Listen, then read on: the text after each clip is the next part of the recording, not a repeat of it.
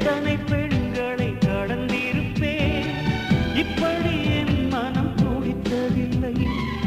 இமைகள் இரண்டையும் திருடிக் கொண்டு உறங்கச் சொல்வதில் நியாயமில்லை.